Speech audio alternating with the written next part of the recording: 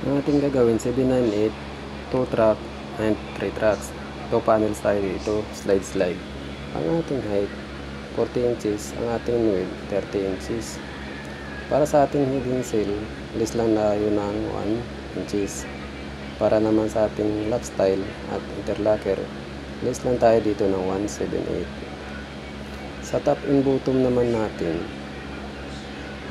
list lang tayo dito ng 518. Divide natin sa 2.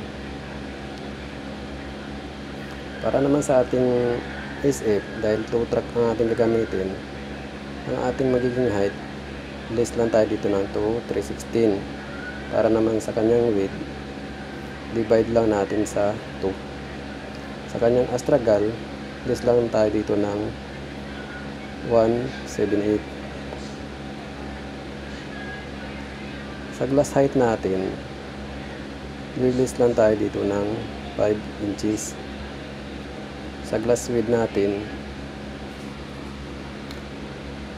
list lang tayo dito ng 558. Divide natin sa 2. Sa 3 track naman, gagamit tayo dito ng security screen. Ang magiging height natin, list lang tayo dito ng 178. Para naman sa ating width, divide lang tayo dito sa 2. List lang natin ng 1 inches.